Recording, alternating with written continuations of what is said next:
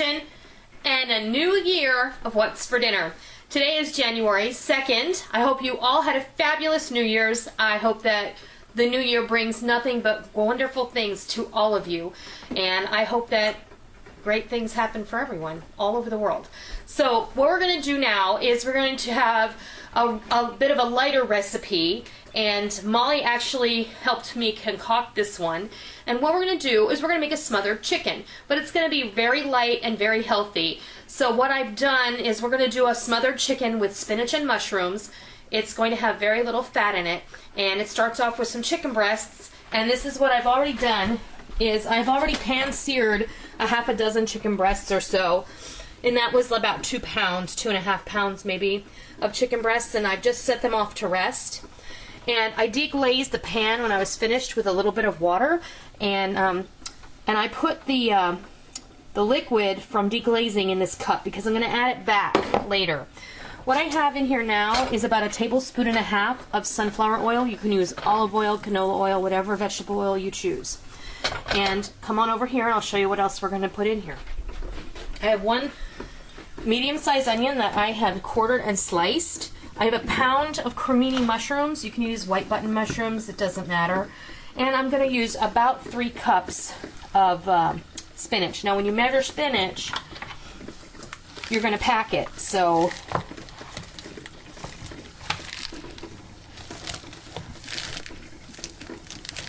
that's a cup right there when you measure spinach. So we have approximately 3 cups of spinach. And this has 4 cups. This bag has 4 cups of spinach. So I would just use the whole bag and just go for it because it's just easy. Okay, so what we're going to do now is we're going to come over here. Oh, I'm going to use some garlic too, but I'm going to go ahead and use my easy garlic tonight. So what we'll do is we'll throw that in with the onions and the mushrooms. We're going to get everything sauteed together. So come on over here. I have a little wooden spoon. I had my oil heating up already. Just get this moving in the pan. It's going to go pretty fast once you get it going. We're going to do the onions, garlic, and mushrooms first, and then we will come back and we'll put the spinach in there because the spinach won't take any time at all to wilt. It's almost time for another big jar of garlic. A couple of spoonfuls equal to a couple of cloves, right? Always put your garlic in after you put your onions in, otherwise you'll burn it. You don't want to burn the garlic because then it has a really nasty, acrid taste.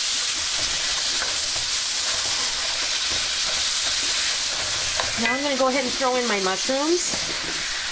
And you can just use 1 package of mushrooms if you like. I'm looking at it now, and see, these are going to cook down. What? They're going to cook down a lot. That's right.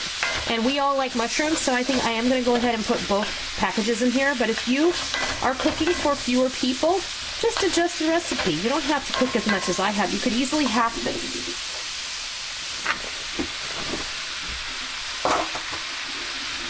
And oftentimes, you know, mushrooms will buy 1 get 1 free or 2 for a certain price.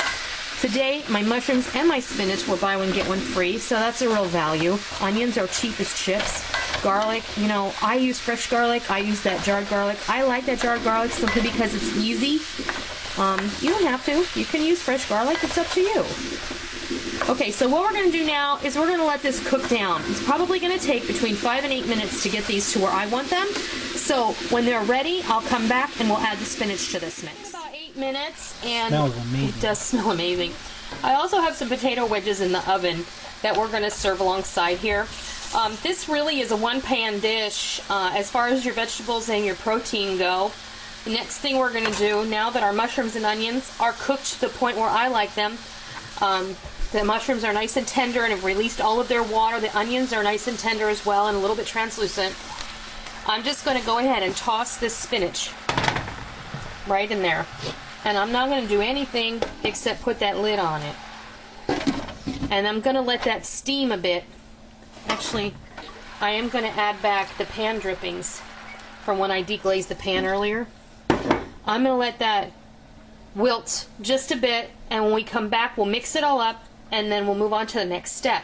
We're going to smother this chicken. Now we're going, our vegetables are right where we want them to be, okay? And what I'm going to do now is I'm going to kind of get these chicken pieces back in the pan, and I'm going to put the vegetables on top. Now, you don't need to remove the veggies from the pan unless you want to, but I really see no point. When you can just kind of put them in here and cover them up. This isn't, again, I'll say it. What do I always say? Is not what? It's not rocket science. It's not brain science. It's not rocket surgery. It's just cooking. And I don't say that to insult you. I just say that to help you understand exactly how simple this is. And sometimes we overcomplicate things for ourselves. I know I do in other aspects of my life. And if we take the cat's cradle approach, work smarter, not harder, life will be a lot better. What I have here is some sliced provolone cheese. It's the 2% variety, so we've got a little bit on the lighter side there. We're just going to put a piece on each piece of chicken, and look, I have one piece left, so we're just going to kind of make it work. I have turned my heat down to like medium low. I'm going to leave it on here. We're going to let that cheese melt, and when we come back, we're going to fix you a plate of light and easy smothered chicken with spinach and mushrooms. I turned the heat off right after we parted, and I let that cheese melt in there. So now what we have is smothered chicken. Only traditional southern smothered chicken is really not as light as this. So let's see. Let's find us a good piece of chicken. I'm going to use this one. Oh, look at that. Yum.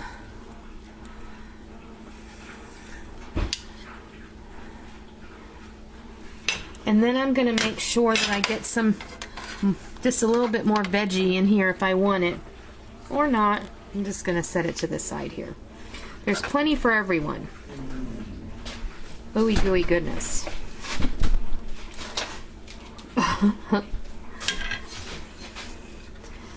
That looks awesome to me. Alright. Now I have some oven fries. And I have done these before. I can put a link to the video. They're just Yukon Gold potatoes that I cut into wedges. I put in a Ziploc bag. I put about 2 tablespoons of oil and 2 tablespoons of lemon pepper and some garlic powder, and I tossed them about, and then I dumped them onto my baking sheet, and I roasted them at 400 degrees for about 20 minutes. And they're all ready to go. I'm just going to clean up the plate a little for you, because that's how I like to do that. And there we have southern smothered style chicken. Southern style smothered chicken. I'll get it one of these days. Only lighter and easier than the traditional kind. I promised you that I would do some lighter recipes with the beginning of the new year. We all have made promises to ourselves, not resolutions, because you know I don't do those. I set goals, and I have a dream kind of list that I like to accomplish during the year, and I work toward those things. So I hope you have done the same. I hope that you try this southern style smothered chicken, and I hope you love it. Thanks for joining me in my kitchen today. Until next time, I'll see ya.